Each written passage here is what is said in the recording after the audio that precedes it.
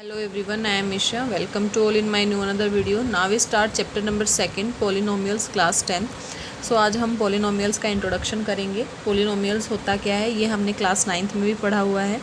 सो देखिए polynomials में एक जो टर्म आती है वो हमारी आती है वेरिएबल देन कांस्टेंट. वेरिएबल जो है हमारे कोई भी अल्फ़ाबेटिकल जो ऑर्डर होते हैं जैसे X Y Z A B C, ठीक है, ये होते हैं. वेरिएबल्स मीन्स इनकी जो वैल्यू है वो चेंज होती रहती है. वेरिएबल जो वेरी करते हैं मतलब जो अकॉर्डिंग टू इक्वेशन जो इक्वेशन होती है उसमें अपनी वैल्यू को जो है वो चेंज करते रहते हैं. कांस्टेंट जो हमारा नंबर होते हैं जो भी हमारे न्यूमेरिक वैल्यू होती हैं 1 2 3 4, ठीक है, ये हमारे कांस्टेंट वैल्यू. कांस्टेंट जो है किसी भी इक्वेशन में अगर हम कोई कांस्टेंट वैल्यू लेंगे तो वो अपना वैल्यू जो है वो चेंज नहीं करेगी. जैसे हमने कोई नंबर ले लिया, कोई इक्वेशन ले ली 2x + 4 = 0 और एक और ले लिया हमने x - 5 = 0. देखिए यहाँ भी हमारा x वेरिएबल है, यहाँ भी हमारा x वेरिएबल है, लेकिन जब हम इस इक्वेशन को सोल्व करेंगे तो x की वैल्यू इस इक्वेशन के अकॉर्डिंग आएगी. जब हम इसको सोल्व करेंगे तो x की वैल्यू इस इक्वेशन के अकॉर्डिंग आएगी. मीन्स अकॉर्डिंग टू इक्वेशन जो नंबर जो है वेरिएबल अपनी वैल्यू जो है आंसर जो है वो चेंज करता रहता है. समझ में आया? जो कॉन्स्टेंट है वो ये वाले जो हमारे न्यूमेरिक पार्ट है, ये 5 है तो 5 ही रहेगा किसी भी इक्वेशन में ले लें. 2 है तो 2 ही रहेगा, इसको हम 4 नहीं ले सकते. ये 4 है तो 4 ही रहेगा, इसको हम 6 नहीं ले सकते, राइट. तो वेरिएबल होता है ए बी सी जो हमारा एक्स वाई जेड जो हमारी अल्फ़ाबेटिकल सीरीज होती है, मतलब जो अकॉर्डिंग टू इक्वेशन अपनी वैल्यू को चेंज करता है, राइट. कांस्टेंट जो है वो 1 2 3 हमारी कोई भी न्यूमेरिक वैल्यू होती है जो कांस्टेंट रहती है, मतलब जो सेम रहती है, चेंज नहीं होती, राइट. देन कांस्टेंट और वेरिएबल को मिला के हमारी एक टर्म बनती है. टर्म क्या होती है? जैसे हमने एक कांस्टेंट वैल्यू ले लिया इनटू एक वेरिएबल ले लिया, ये हमारी क्या बन गई? एक टर्म. कांस्टेंट इनटू वेरिएबल, इसको हम कोफिशिएंट पार्ट भी बोल सकते हैं. 2 को कोफिशिएंट ऑफ एक्स. कोफिशिएंट हमने 9th क्लास में पढ़ा था कि कोफिशिएंट क्या होता है? जो वेरिएबल के मल्टीप्लाई में है. मल्टीप्लाई में जो भी हमारा नंबर होता है वो उसका कोफिशिएंट होता है. समझ में आ गया? सो जैसे नेक्स्ट है हमारा, जैसे मैंने ले लिया 3y², ठीक है, ये हमारी टर्म्स होती हैं. समझ में आ गया? इन और एक से ज़्यादा टर्म को मिलाकर हमारा पोलिनोमियल बनता है. जैसे फॉर एग्जांपल सिंगल टर्म को भी हम जैसे 2x ले लिया, 3z² ले लिया, ठीक है, तो ये भी हमारी पोलिनोमियल्स हैं.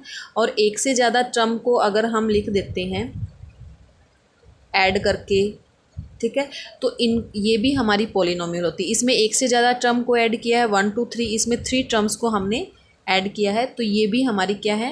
ये क्या है? Types of polynomials. इनको हम क्या बोलते हैं? पोलिनोमियल्स. समझ में आ गया? जो हमारा कॉम्बिनेशन ऑफ टर्म्स है जिसमें एक या एक से ज़्यादा हमारी टर्म्स होती हैं. क्लियर है? समझ में आ गया? वेरिएबल कांस्टेंट को मिलाकर हमारा टर्म बनता है और टर्म्स को ही हम क्या बोलते हैं? पोलिनोमियल बोलते हैं. समझ में आ गया? उसके बाद हमारा आता है types of polynomials. Types of polynomial. सबसे पहला आता है हमारा मोनोमियल. ये हमने 9th क्लास में भी पढ़ा है. बाइनोमियल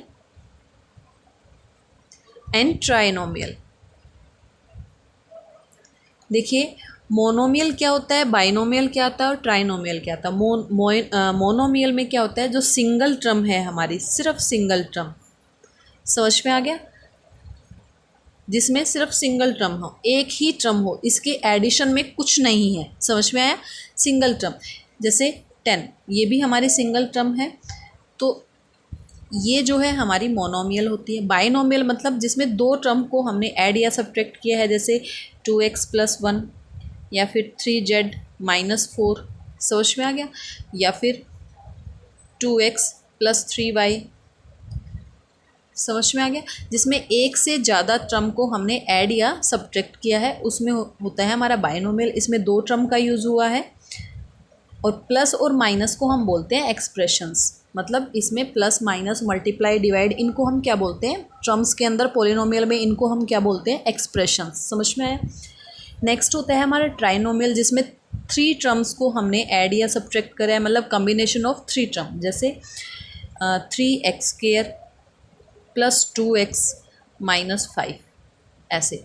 जैसे मैंने लिख दिया 4z³ plus 3x² plus 6x, right, जिसमें कम्बिनेशन ऑफ थ्री टर्म को हमने माइनस, एक्सप्रेशन आप माइनस में भी ले लो प्लस में भी ले लो, कोई फ़र्क नहीं पड़ता, लेकिन टर्म्स आपकी थ्री होनी चाहिए, उसको हम ट्राइनोमियल बोलते हैं, राइट।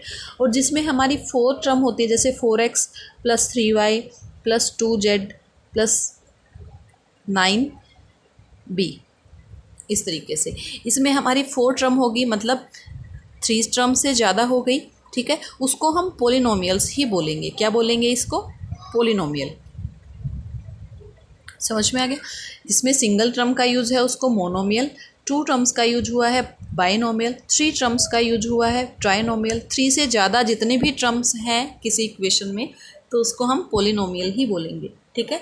ये भी एक्चुअल में तो ये भी पोलिनोमियल्स ही हैं, लेकिन आपसे पूछ लिया जाए जैसे कॉम्बिनेशन ऑफ सभी जो पोलिनोमियल है वो आपको दे दी, उनमें से आपको छांटना पड़े कि मोनोमियल टर्म जो है वो राइट डाउन करो बाइनोमियल, तो उनके लिए, राइट। समझ में आ गया? यहाँ तक समझ में आ गया? ये है ये जो है बेसिक जो है बेसिस ऑन टर्म है। ये टाइप्स ऑफ पोलिनोमियल्स क्या है? On the basis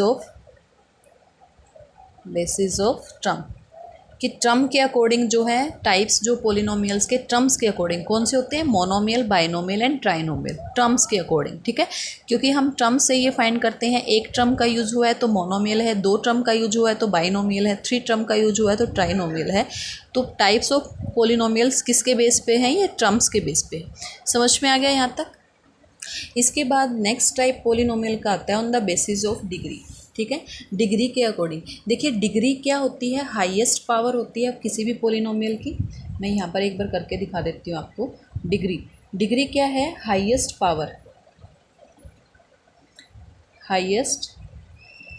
power of the variable in polynomial. समझ में आ गया? जो हाईएस्ट पावर होती है उसको हम क्या बोलते हैं? डिग्री। जैसे कि मैंने लिख दिया 2x, तो यहाँ पर highest power of this polynomial, इस पोलिनोमियल की हाईएस्ट पावर क्या है? 1। तो डिग्री जो है इस पोलिनोमियल की वो क्या है? 1। समझ में आ गया? जैसे मैंने लिख दिया कि 2x² plus 3y³ plus z10, ये लिख दिया। तो यहाँ पर डिग्री क्या होगी? अगर यहाँ पर पूछ लिया कि डिग्री जो है, डिग्री ऑफ दिस पोलिनोमियल वो क्या होगी? 10, क्योंकि इस पोलिनोमियल में इस जो हमारी मोनोमियल है, जो पोलिनोमियल है, उसमें जो हाईएस्ट पावर है वो क्या है? 10। तो डिग्री ऑफ दिस पोलिनोमियल क्या हो जाएगी? 10। समझ में आ गया? Degree means highest power.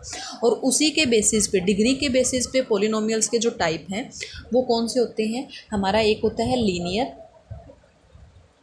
दूसरा होता है क्वाड्रेटिक, नेक्स्ट होता है क्यूबिक, नेक्स्ट होता है बाई क्वाड्रेटिक। समझ में आ गया? इसी तरीके से चलते जाते हैं। लीनियर का मतलब जहाँ पर पावर जो है वेरिएबल में वो हाईएस्ट जो पावर है पोलिनोमियल की वो 1 हो। जैसे 2x प्लस 1, यहाँ पर हाईएस्ट पावर क्या है? 1। x जो वेरिएबल दे रखा है उसकी हाईएस्ट पावर क्या है? 1। जैसे 2y प्लस 3x। समझ में आ गया? यहाँ पर highest power of this polynomial क्या है? 1। 1 से ज़्यादा तो इसमें होगी नहीं। अगर 1 से ज़्यादा, अगर मैं यहाँ पर 2 ले लेती हूँ कि 2y² प्लस 3x, तो ये किस में होगा? हमारा क्वाड्रेटिक में। समझ में आया? क्योंकि यहाँ पर पावर क्या आ गई? 2। अगर power highest power of polynomial 1 है तो वो लीनियर पोलिनोमियल होगा, 2 है तो क्वाड्रेटिक होगा। अगर highest power of polynomial is cube है, हाईएस्ट पावर, सबसे ज़्यादा पावर क्या है? 3। तो अगर हाईएस्ट पावर 3 है तो वो किस में अकाउंट होगा? हमारा क्यूबिक में। समझ में आ गया? इसी तरीके से अगर हाईएस्ट पावर जो है वो 4 है, समझ में आ गया? अगर 4 है हाईएस्ट पावर तो वो किस में होगा? बाई क्वाड्रेटिक में। समझ में आ गया? 4 है पावर, लीनियर है तो 1, 2 है तो क्वाड्रेटिक, 3 है तो क्यूबिक पोलिनोमियल होगा, 4 है तो बाई क्वाड्रेटिक होगा। समझ में आ गया। इससे ज़्यादा अगर हम करते हैं तो पोलिनोमियल ही काउंट होगा। समझ में आ गया यहाँ तक? ठीक है, तो आई थिंक यहाँ तक सबको जो इंट्रोडक्शन पार्ट है वो अच्छे से समझ में आ गया होगा। नेक्स्ट हम नेक्स्ट वीडियो में डिस्कस करेंगे। So thank you for watching.